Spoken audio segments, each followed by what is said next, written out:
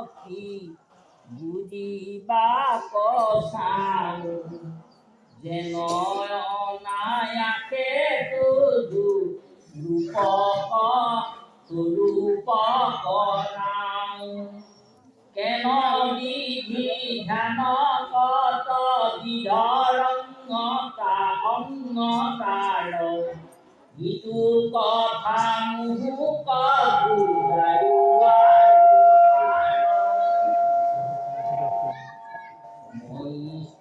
মতি কথা বৰ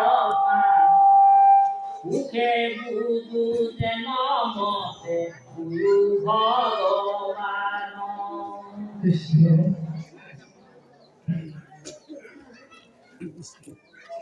এই যে আমি সৰ্বপ্ৰথমে কোৱা হৈছিল যে শ্ৰীমন্ত শংকৰ হৰি ভকতৰ জানা যেন কল্পতৰু তাহান্ত বিনাই নাই নাই নাই আমাৰ পৰম গুৰু। এইখানি গুৰু মন্ত্ৰকে প্ৰিয়গত কৰি আমি সমস্ত জনাদেশধাৰী জীৱশ্ৰেষ্ঠ মানৱে যিবোৰে ভাগ্যে আমি অনুষ্ঠান কৰোঁ বুলি সৰ্বপ্ৰথমে কোৱা হৈছিল, তাৰ মানে তাৰ অৰ্থ এইটো নেকি যে আমি শ্ৰীমন্ত শংকৰ হৰি ভকতৰ জানা যেন কল্পতৰু তাহান্ত বিনাই নাই নাই নাই আমাৰ পৰম গুৰু। আমাৰ পৰম গুৰু কোন বুলি সুধিলে আমি সমস্তজনে উত্তৰ দিওঁ কেৱল শ্ৰীমন্ত শংকৰদেৱ। এই বুলি যে আমি মুখেৰে গাই থাকো তাৰ মানে উত্তৰটো এইটো হৈ গ'ল নেকি যে শংকৰদেৱ আমাৰ গুৰু হৈ যাব নেকি? কেতিয়াও নহয়। যেতিয়ালৈকে আমি বহাৰকো মাধৱদেৱে সিদ্ধান্ত দিয়া যে শ্ৰীমন্ত শংকৰ হৰি ভকতৰ শ্ৰীমন্ত শংকৰদেৱ সেইসকল দেহধাৰী জীৱশ্ৰেষ্ঠ মানৱৰেহে গুৰুৰ গুৰু পৰম গুৰু বুলি কোৱা হৈছে, যিসকল কেৱল হৰি ভকত। এতিয়া আমি ভাগৱত দৰ্শন যিহেতু আত্মবিশ্লেষণ, গতিকে আমি নিজক সুধিব লাগিব যে আমি হৰি ভকত হয় নে নহয়। যদি আমি হৰি ভকত নহয় তেতিয়াহ'লে শংকৰদেৱ আমাৰ গুৰু নহয়। যদি আমি প্ৰকৃত অৰ্থত হৰি ভকত হয়, অৰ্থাৎ এক দেৱ এক হেৱ একত দিনে নাই কেৱ, শাস্ত্ৰৰ এই মূল মন্ত্ৰ গুৰুজনাৰ কৃপাৰ মুখত আমি সমস্তজনে বুজি পালো যে এজনেই ঈশ্বৰ, সেইজনকে সেৱা কৰা আৰু সেইজনক সেৱা কৰাৰ মাধ্যমেৰে জীৱন সকলো ফালৰ পৰা কেৱল মংগল মংগল আৰু মংগলহে হ'ব। আমি নিজক সুধিব লাগিব যে এজন ঈশ্বৰ কোন? ভাগৱতে সৰ্বপ্ৰথমে সিদ্ধান্ত দিলে জয় জয় কৃষ্ণ কৃপাময় মহেশ্বৰ। সেইজনা ঈশ্বৰৰ নাম ব্ৰহ্ম আমি বুজিব পাৰিলো যে কৃষ্ণ। যাৰ আজ্ঞা কিনে বহে ব্ৰহ্মা হৰি হৰ, যিজনৰ আজ্ঞা প্ৰত্যেক মুহূৰ্ততে পালন কৰি থাকে তিনি গুণ তিনি ঈশ্বৰ, ব্ৰহ্মাৰূপে সৃজন বিষ্ণুৰূপে পালন সংহাৰত শিৱ বুলি।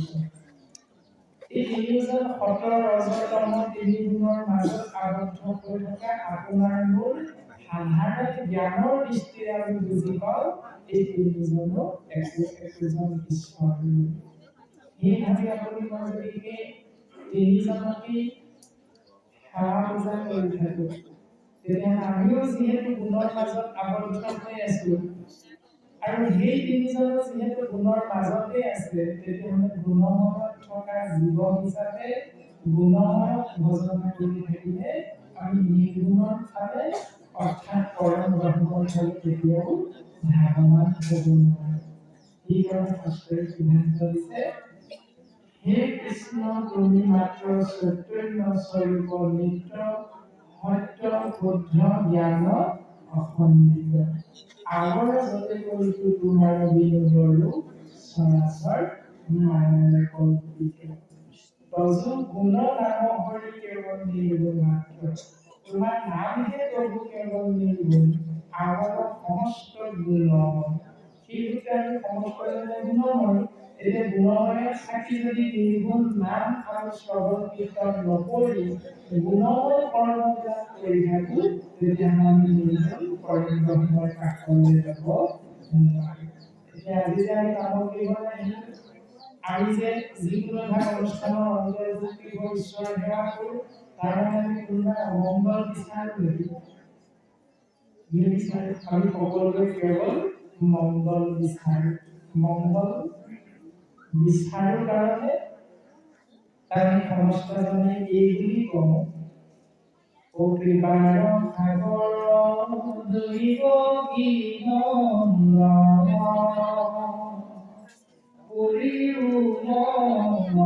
মৰকা ভকতৰ সংগ সদানুসুক মুখে তোৱা ইমান ধুনীয়াকে আমি প্ৰত্যেক মনুষ্যৰ মুখেৰে উচ্চাৰণ কৰোঁ যে হে প্ৰভু কৃপাৰ সাগৰ তুমি দৈৱকী নৰকা। তুমি আমাৰ দুটা মনৰ কামনা পূৰণ কৰা প্ৰভু, কিয়নো তোমাৰ ওচৰত আমি আশ্ৰয় গ্ৰহণ কৰিছোঁ। মনৰ কামনাটো কৈ দিলোঁ, লুকুৱাই নাৰাখিলোঁ কোনেও। কি বুলি ক'লো? ভকতৰ খন সদা নুসুক মুখে তোৱা গুণগান। এতিয়া ভকতৰ সংগ সদা নুসুক বুলি সেৱা ভাগ কৰি দিয়াৰ লগে লগে ভগৱন্তই এখন হাত নহয় দুইখন হাত দাঙি আমাক কৃপা কৰি দিব। কেতিয়া কৃপা কৰিলে আমি বিচাৰ কৰি চালে উত্তৰ এটাই পাওঁ, আমাৰ সীমিত জ্ঞান বাস্তৱ চিন্তাৰ মাজেৰে কথাখিনি আগবঢ়োৱা গৈছে। আমাৰ এটা বছৰত কিমান দিন থাকে? 365 দিন, 12 মাহ থাকে। এই 12 মাহৰ ভিতৰত আমাৰ নাম ধৰে বেছিকে কোনটো মাহত যোৱা? ভাদ মাহ। তাৰমানে উত্তৰটো কি দিছিলে আমি? প্ৰভু তুমি আমাক অকল ভাদ মাহটো মংগল কৰিলে হ'ব, বাকী 11 মাহ নালাগে মংগল কৰিলে। সেইকাৰণে আমি নামঘৰলৈ নাযাওঁ বাকী দুই মাহত। আমি ভাদ মাহটো উপৰ্য কৰি ভগৱন্তৰ পৰা কৃপা বিচাৰি লওঁ, গোটেই বছৰটোৱে আমাৰ হৈ যায় তাৰমানে। যিধৰণে আঘোণ মাহত ধান আমি কাটি দিয়াৰ লগে লগে বছৰটো আমি খাব পাৰোঁ, ঠিক তেনেদৰে ভাদ মাহত নামঘৰলৈ ইমানেই নাম লওঁ, ইমানেই নাম লওঁ, গোটেই 365 দিন আমি 11 মাহ খাই থাকিব পাৰোঁ ধুনীয়াকৈ। এইটো আমাৰ ভাৱনা। এতিয়া আমি কৈছিলোঁ কি ভগৱন্তৰ চৰণ কমলত যে ভকতৰ সংগ ভাদ মাহত নুসুক বুলি কৈছিলোঁ। নাই কোৱা নহয়। ভকতৰ সংগ সদা নুসুক। এই সদা নুসুকৰ লগত আমাৰ জীৱন আগবঢ়াই নিলে জীৱন প্ৰণালী মিলিছে নাই? তেতিয়াহ'লে আমি ক'ব লাগিছিলে ভকতৰ সংগ মাজে সময়ে নুসুক বুলিহে ক'ব লাগিছিলে। এতিয়া আমি কৈ দিলোঁ ভকতৰ সংগ সদা নুসুক। তাৰ পাছত ক'লো মুখে তোৱা গুণৰ নাম। মুখে যদি তোমাৰ নাম আমি এৰিব লগা নহয় এই বুলি যদি ক'লো, তেতিয়াহ'লে আমাৰ মুখখনক শাস্ত্ৰই সিদ্ধান্ত দিছে পদুম মুখ বুলি কৈছে। পদুম ফুলৰ লগত তুলনা কৰিছে।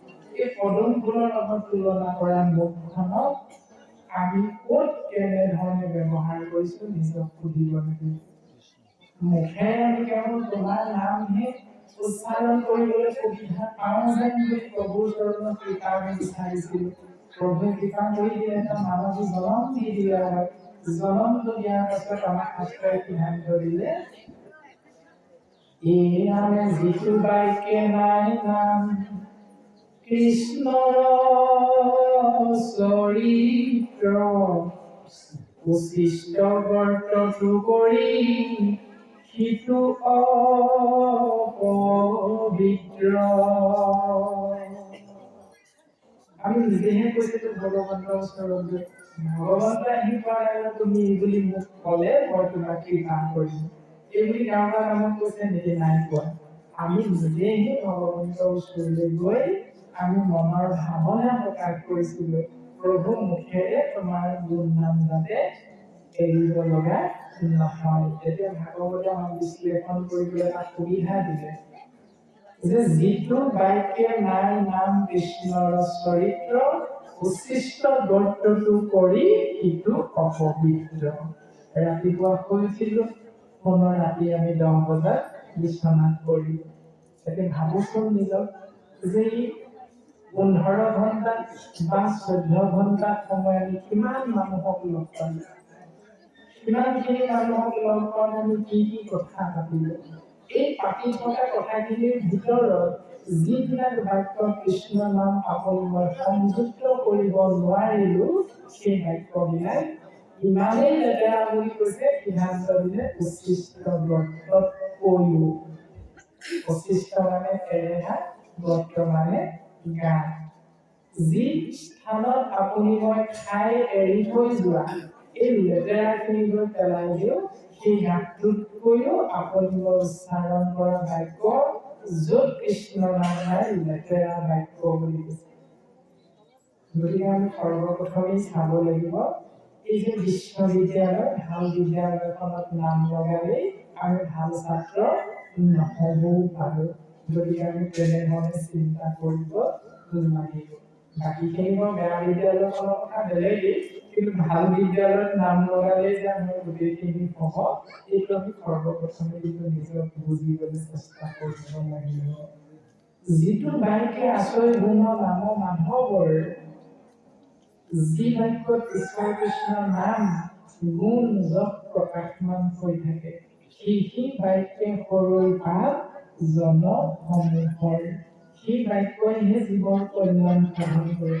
এতিয়া আজি আমি নামত গৃহলৈ আহিলো কিয়? মংগল বিচাৰি, কল্যাণ বিচাৰি।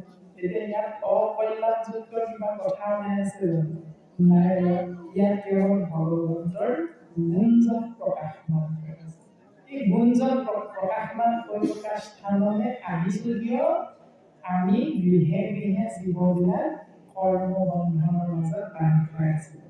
এতিয়া ভগৱন্তৰ উদ্ধৱক সিদ্ধান্ত দিলে, উদ্ধৱক সম্বোধি মাতন্ত কৃষ্ণ আছে কৰ্মবন্ধ এৰাইবে প্ৰবন্ধ জানত আছে। প্ৰবন্ধ মানে ইচ্ছা। যিসকল জীৱৰ কৰ্মবন্ধনৰ পৰা মুক্ত হ'বলৈ ইচ্ছা আছে, সেইসকল জীৱই কি কৰিব লাগিব? আমি ওপৰতে বুজি পালো, বৈষ্ণৱৰ সংগ লব প্ৰথম। ভকতৰ সংগ আমাক ল'বলৈ ক'লে সৰ্বপ্ৰথম। সেইকাৰণে আজি আমি নামলৈ আহিলো যে কৰ্মবন্ধনৰ পৰা অন্তত আজিৰ দিনটো আমি মুক্ত হ'ব পাৰো নেকি, এই বুলি ভাবিহে আহিলো। এতিয়া অহাৰ পাছতো যদি হৰি কীৰ্তনৰ সময় বেলাত থাকে আন কথা পাতি, অন্তকালে নিয়া জনদূতে কাংক কৰে উগ্ৰ শাস্তি। কৰ্মবন্ধনৰ পৰা মুক্ত হ'বলৈ গৃহৰ পৰা নাম গৃহলৈ আহিলো, গুৰু গৃহলৈ আহিলো। আহিও যদি গৃহৰ মধ্যে কৰি থকা কৰ্মখিনিকে ইয়াতো আহি কৰি থাকো, গৃহৰ মধ্যে পাতি থকা কথাখিনি যদি বিয়লি মেল ইয়াতো যদি পাতি থাকো, তেতিয়াহ'লে হৰি কীৰ্তনৰ সময়ত বেলাত ইয়াত হৰিনাম শ্ৰৱণ কীৰ্তন মহাভক্তিহে প্ৰকাশমান হৈ আছে, ইয়াতো যদি সেই কথাখিনিকেই পাতি থাকো, তেতিয়াহ'লে আমাক সিদ্ধান্ত দিলে অন্তকালে নিয়া জনদূতে কাংক কৰে উগ্ৰ শাস্তি বুলি। আমি যে মেট্ৰিক পাছ কৰিলো, আমি যে BA পাছ কৰিলো, আমি যে M এটা ডিগ্ৰী ললো, তাৰ মানে উত্তৰটো হ'ল আমি জমৰ শাস্তি ভোগ কৰিম নেকি? নকৰো। তাৰমানে আমি জমৰ শাস্তি ভোগ কৰিবৰ কাৰণে MA BA একোটা ডিগ্ৰী নাই লোৱা। তাৰ উত্তৰটো কি? ডিগ্ৰীটো লৈ পেলাই যদি আমি নকৰিবলগীয়া কৰ্ম কৰো, শাস্ত্ৰই নাযাবলৈ পোৱা জেগালৈ যদি যাওঁ, আমি শাস্ত্ৰই নকৰিবলৈ পোৱা কৰ্ম যদি আমি কৰো, তেতিয়াহ'লে এই জ্ঞানৰ দ্বাৰা জীৱৰ কল্যাণ নহয়। ভকতি কৰন্তে জানা আপুনি উপজে জ্ঞান, যোগ চিন্তি মৰৈ নিষ্ঠা কাজে বুলি কৈছে। আৰু এই জ্ঞান মোৰ মাজত আছে, ভকতিৰ মাজত জ্ঞান নিহিত হৈ আছে। ভকতি কৰিবলৈ যাওঁতে আপুনি যি জ্ঞান লাভ কৰিম, এই জ্ঞানৰ দ্বাৰা আমি যি কৰ্ম কৰিম সেই কৰ্মৰ দ্বাৰাহে জীৱৰ কল্যাণ হ'ব বুলি কৈছে। এতিয়া আমি নিজক সুধিব লাগিব। এটা কাহিনী সৰুকে আমি প্ৰকাশ কৰিম। কাহিনীটো হ'ল এনে ধৰণৰ, আপোনালোকে জ্যোতিৰ্ময় নামৰ ইউটিউব চেনেলত ইতিমধ্যে কথাখিনি পাইছে যদি আমি পুনৰ প্ৰকাশ কৰিম। কিয় কৰিম আমি নিজক সুধিব লাগিব। এইটো আপোনালোকে নিজে নিজে সুধিব, আৰু আমিও ইমান দিনে নিজক সুধি আছো বিষয়বস্তুৰ কথা। এজন পিতৃ আৰু এগৰাকী মাতৃৰ দুজন সন্তান। ডাঙৰজন সন্তানে কি কৰে? নিত্য নৈমিত্তিক কৰ্ম, ৰাতিপুৱা শুই উঠি গা পা ধুই পিতৃ মাতৃক আসনত উপবিষ্ট কৰোৱাই ধূপ ধূনা জ্বলাই সেৱা পূজা কৰে। কিন্তু বিশেষ অৰ্থটো হ'ল যে সেই পুত্ৰজনে কোনোদিন পিতৃ মাতৃৰ কথা মানি নচলে। ২ নম্বৰজন পুত্ৰই কি কৰে?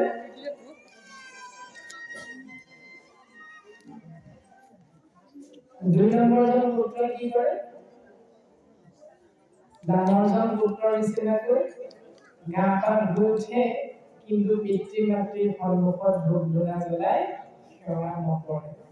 কিন্তু তেওঁৰ বিশেষ বিষয়বস্তুটো হ'ল যে পিতৃ মাতৃয়ে যি কৰিবলৈ কয় তাক আখৰে আখৰে পালন কৰে, আৰু পিতৃ মাতৃয়ে যি নকৰিবলৈ কয় তাক কেতিয়াও নকৰে। অৰ্থাৎ পিতৃ মাতৃৰ কোনোদিন অবাধ্য নহয়। এতিয়া আমি আজি যে অনুষ্ঠান ভাগত আছো,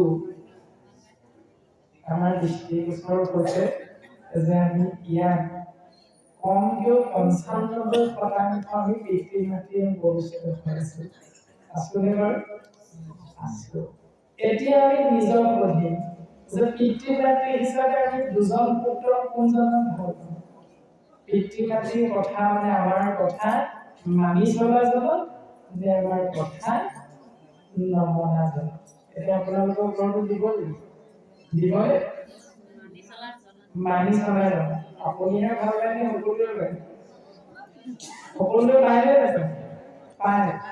যিজন সন্তানে আমি পিতৃ মাতৃৰ কথা বতৰাবিলাক মানি চলে, সেইজন সন্তানক আমি ভাল পাওঁ। এইটো হ'ল বাস্তৱ চিন্তা। এতিয়া আধ্যাত্মিক চিন্তাৰ মাজেৰে যদি আগবাঢ়ি যাওঁ, আমাৰ ৪ জাতি বুলি আমি সমস্ত জনাই জানো, ব্ৰাহ্মণ, ক্ষত্ৰিয়, বৈশ্য, শূদ্ৰ। এই ৪ জাতিৰ পিতৃ কোন? এজনেই, সিজনা হ'ল পৰম ব্ৰহ্ম ঈশ্বৰ কৃষ্ণ বুলি কয়। এইজন পিতৃয়ে অকণমান আগতে আমাৰ পাতিবাগজনৰ সুন্দৰভাৱে কৈ থৈ গ'ল যে উদ্ধৱৰ আগত প্ৰকাশ কৰিলে যে উদ্ধৱ, মই বৈকুণ্ঠলৈ যামগৈ যদি মই ইয়াত থাকিম, কিয়নো তুমি মোক থকাটো বিচাৰিছা। এতিয়া ক'ত থাকিম বুলি ক'লে? এইটোধায়ন প্ৰবিষ্ট্যহম শ্ৰীমদ ভাগৱতাম নৱম। মই ভাগৱত সমুদ্ৰ মাজত বাংময় মূৰ্তিৰূপে নিহিত হৈ থাকিম। বাক যোগ মই পলাই বাংময়, অৰ্থাৎ শব্দ ব্ৰহ্মৰূপত ভগৱন্ত পুৰুষ আছে। আৰু সেই সূত্ৰে আমি সমস্তজনে কৃপা লাভ কৰিলো। কৃপানো শ্ৰীমন্ত শংকৰদেৱ গুৰুজনাৰ কৃপা। জাতি, ধৰ্ম, বৰ্ণ, ভাষা নিৰ্বিশেষে ধনী দুখীয়া, শিক্ষিত অশিক্ষিত, গাঁৱলীয়া নগৰীয়া কথা নাই, আমি সকলোৱে সৰ্বসাধাৰণভাৱে বুজিব পৰাকৈ সদগুৰু শ্ৰীমন্ত শংকৰদেৱ গুৰুজনাৰ কৃপাৰ বশত এই ভাগৱত গ্ৰন্থ আমি লাভ কৰিলো। তাৰপাছত এই ভাগৱত গ্ৰন্থ মহাৰাজ নৰনাৰায়ণৰ ৰাজসভাত হাতী মাৰি গুৰুকাক ভৰালে। নামাকৰণ কৰা হ'ল গুণমালা, আৰু সেই গুণমালা ব্ৰাহ্মণ মূৰ্তি প্ৰতিষ্ঠা কৰি দিলে সপ্তশলকীয়া সিংহাসনৰ একেবাৰে ওপৰত আমহি ঘৰত, আৰু আমহি ঘৰত ধৌত বস্ত্ৰৰে আবৃত কৰি ব্ৰাহ্মণ মূৰ্তি ভগৱন্তক আসনাধিষ্ঠ কৰা, যাক আমি গুৰু আসন বুলি কৈ আহিছো। এতিয়া সেইফালে চাই চাই আমি সকলোকে সেৱা কৰি থাকো, ধূপ ধূনাও জ্বলাও, গোৱা কামত আগবঢ়াও। কিন্তু এই যে আমি সেৱা দেহেৰে কৰি থাকো, তাত লিপিবদ্ধ হৈ থকা সিদ্ধান্ত যদি আমি কোনোদিন মানি নচলো, তেতিয়া আপুনি মই ডাঙৰ পুত্ৰজনৰ নিচিনা কৰ্ম কৰি আছো। সদায় ধূপ-ধূনা জ্বলাই চাকি বন্তি জ্বলাই সেৱা কৰো, কিন্তু কোনোদিন এই বাংময় মূৰ্তি স্বৰূপ ভগৱান ঈশ্বৰ কৃষ্ণ যিহেতু আমাৰ পিতৃৰ নিৰ্দেশ আমি মানি নচলো। যিধৰণে আপুনি আমাৰ কথা নুশুনা পুত্ৰক ভাল নাপাওঁ, আমাৰ পিতৃ ভগৱন্তইও তেওঁৰ কথা মানি নচলাৰ কাৰণে তেওঁ আপোনাক মোক ভাল নাপায়। সৰুজন পুত্ৰই কি কৰে? ধূপ-ধূনা নজ্বলাবও পাৰে, কিন্তু তেওঁ কি কৰে? ভগৱানৰ কথা সদায় মানি চলে। মানে ভাগৱতে যি কৰিবলৈ কৈছে তাক কৰে, যি নকৰিবলৈ কৈছে তাক কেতিয়াও নকৰে। স্বাভাৱিকতেই ভগৱন্তই তেওঁকেই ভাল পায়। এতিয়া আমি নিজক সুধিব লাগে, আমি আটাইতকৈ ডাঙৰ বিশ্ববিদ্যালয় ধৰ্মৰ ভক্তিৰ শ্ৰীমন্ত শংকৰদেৱ সংঘ। এই শ্ৰীমন্ত শংকৰদেৱ সংঘৰ এজন ছাত্ৰ হিচাপে আমি নিজক সুধিব লাগে যে শাস্ত্ৰৰ নীতিগত সমস্ত কৰ্ম আমি আখৰে আখৰে পালন কৰিছো। বাকী যিসকল আমি অনুষ্ঠানত নহয় তেওঁসকলৰ কথা বাৰু অকণমান আমি আঁতৰাই ৰাখিছো, কিন্তু ভক্তি কৰিবলৈ যাওঁতে এই কথাটো মই কোৱা নাই যে শ্ৰীমন্ত শংকৰদেৱ সংঘৰ এজন যদি আমি সেৱক হ'ব পাৰো, কোনে কোনে ভগৱানৰ জখলাদালত আমাৰ বৈকুণ্ঠলৈ লৈ যাব, এইবিলাক কতো লিখা নাই। সেইকাৰণে কোৱা হৈছে ভক্তি কৰিবৰ কাৰণে নালাগে ভক্তিত দেৱ বিজয় কি কৰিব, নালাগে অমৃত শাস্ত্ৰ বিস্তৰ জানিব বুলি। পুংখানুপুংখভাৱে ভাগৱতৰ আৰম্ভণিৰ পৰা শেষলৈকে আমি পাক-পাককে জানিব লাগিব বুলি কোনো কথা কোৱা নাই। গতিকে আমি নিজক বিশ্লেষণ কৰিব লাগিব যে ভাগৱতৰ নীতি নিৰ্দেশনা আমি কেনেধৰণে পালন কৰিছো, শাস্ত্ৰত সন্মত হৈ আছে নে নাই। গতিকে আমি অনুষ্ঠানৰ অন্তৰ্ভুক্তি হৈ আমি কেনেধৰণে নীতি নিৰ্দেশনা মানিছো নিজক সুধিব লাগিব। গতিকে আমি সমস্ত জন পৰম বৈষ্ণৱ চৰণ পংকজত পুনশ্চবাৰ ভক্তি ভৰাই সেৱা নিবেদন কৰা হৈছে, কিয়নো আমি পূব পশ্চিম উত্তৰ দক্ষিণ চাৰিওফালৰ পৰা বিভিন্ন সমাজৰ একোজন ভকত একোজন বাপ আই আমি নামগৃহত উপস্থিত হৈছো কেৱল ভকতৰ সংগত ভগৱন্তৰ পৰম মংগল নাম শ্ৰৱণ মহাভক্তি আমি লাভ কৰিলে আমি অন্তত এই সংসাৰৰ পৰা জীৱন মুক্তি হ'ব বুলি শাস্ত্ৰই যি সিদ্ধান্ত দিছে, এই কথাটো বুজি পাই সেই সূত্ৰত কৰ্ম কৰিবৰ বাবে আগবাঢ়ি গৈছে। গতিকে আমি এই ভক্তি গ্ৰহণ কৰিবলৈ যাওঁতে আমি কেতিয়াও খোৱা কামনা কৰিব নালাগে। গতিকে আপোনালোকৰ ওচৰত সেৱা জনাইছো, আমি কৈ থকা মহাভাৱে যিখিনি কথা, এই কথাখিনি যদি কেনেবাকৈ আপোনালোকে ব্যক্তিগতভাৱে নিজৰ জীৱনলৈ টানি লৈ যায়, তেতিয়াহ'লে কিন্তু অকণমান খেলি মেলি লাগি যাব। যিহেতু আমি ব্যক্তিগতভাৱে কাকো আমি কথাখিনি কোৱা নাই, আমি সামাজিকভাৱে সকলো চৰণ পংকজত অৰ্পণ কৰা হৈছে যে কোনেও ভাবিব নালাগে যে মই শ্ৰীমন্ত শংকৰদেৱ সংঘৰ, মই অপহৰণ পৰিধান ধৰ্মৰ, মই ভাগৱতী সমাজৰ, মই অনাসংগী সমাজৰ।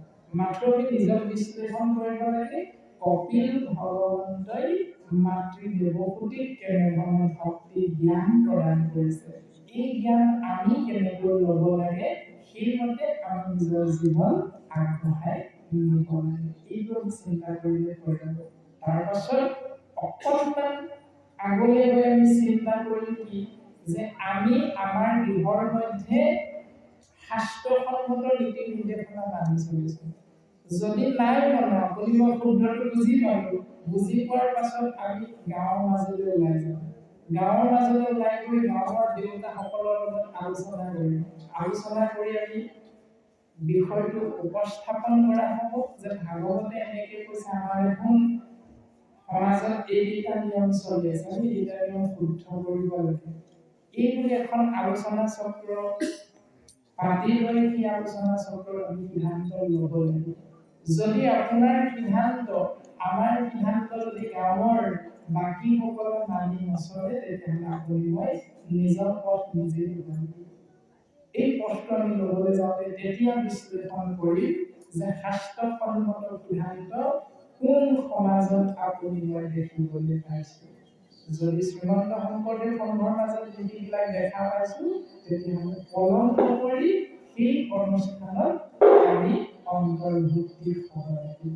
যদি আমি দেখা পাইছো ভাগৱতী সমাজতে শাস্ত্ৰৰ নীতি নিৰ্দেশনা গোটেইখিনি শুদ্ধ ৰূপত আছে, তেতিয়াহ'লে ভাগৱতী সমাজত আমি অন্তৰ্ভুক্তি হৈ গুৰু সেৱাত ভগৱত ভক্তি আমি প্ৰাপ্তি কৰিবলৈ ইচ্ছা কৰিব লাগিব।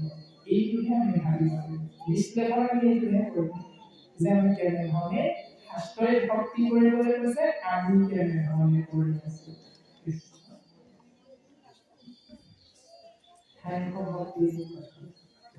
ময়.জয়